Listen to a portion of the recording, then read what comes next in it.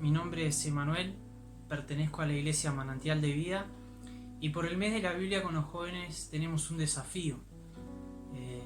Pero la Biblia es un libro confiable. La pregunta que me tocó y quiero compartirla con vos. Y para esto vamos a usar un poquito la apología. La apología es una disciplina que consiste en presentar y ofrecer defensa y evidencia de la veracidad de algo. Y primero vamos a ver la fidelidad del texto, porque no podemos saber si confiar o no en la Biblia si no sabemos si el texto de la Biblia que nosotros tenemos en la mano es el mismo que cuando se escribió el original, ya sea papiro, piedra o donde se haya escrito. Entonces, para esto hay dos cosas importantes que se hacen. Primero es saber la cantidad de copias manuscritos del texto original, y segundo, el tiempo que transcurrió desde el original hasta el manuscrito. El primero, ¿por qué? Necesitamos saber la cantidad de manuscritos, porque mientras más manuscritos tengamos, copias, podemos con ellas contrastar y comparar. Por ejemplo, una palabra, y si tenemos 20 copias y en una copia hay una palabra que no concuerda con las demás, significa que tenemos que descartarla y las otras 19 son las que estarían bien. Y segundo, necesitamos saber el tiempo, porque mientras más tiempo haya transcurrido desde el texto original a la copia manuscrito que nosotros tenemos en la mano,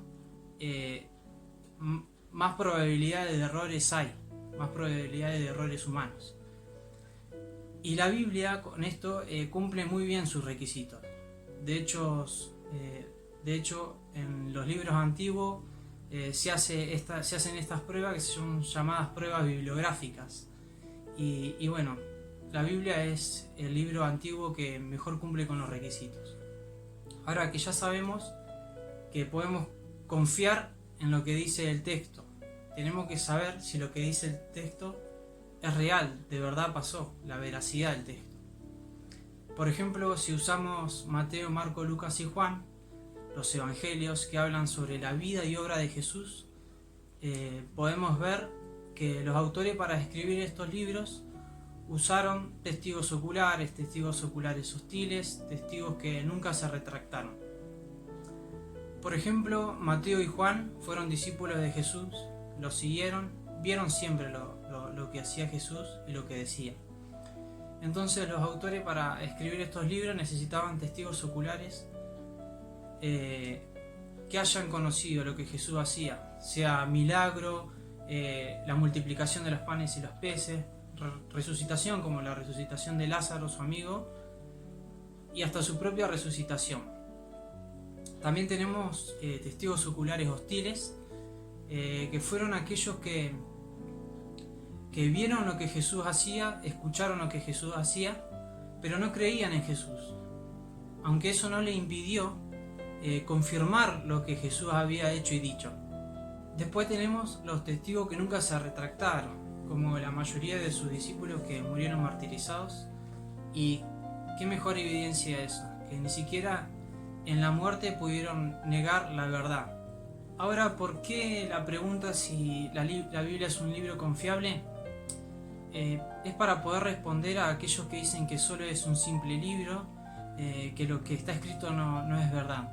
Les comparto un versículo del capítulo 3 de Primera de Pedro que dice: «Si no, santificad a Dios el Señor en vuestros corazones, y estad siempre preparados para presentar defensa con mansedumbre y reverencia ante todo el que os demande razón de la esperanza que hay en vosotros». Entonces yo tomo esta partecita que dice defensa con mansedumbre, que nosotros podamos usar la apología, hacer apología con la palabra de Dios, con la Biblia, y poder defenderla, porque muchas veces podemos encontrar con personas que no son cristianas, que no creen en Dios, decir que la Biblia es un simple libro y que lo que dice no es cierto. Y acá la Biblia nos manda a presentar defensa, pero la idea no es pelear con la persona que dice que esto no es real. La idea no es ganar una discusión haciendo apología, sino tenemos que hacerlo con mansedumbre, hacerlo con amor, porque al fin y al cabo lo que tenemos que hacer, que es lo que nos manda Dios, es dar las buenas nuevas. Y qué mejor que poder hacerle ver a la persona que no cree en la palabra de Dios, en la Biblia, con evidencias. Espero que te haya servido tanto como a mí. Dios te bendiga.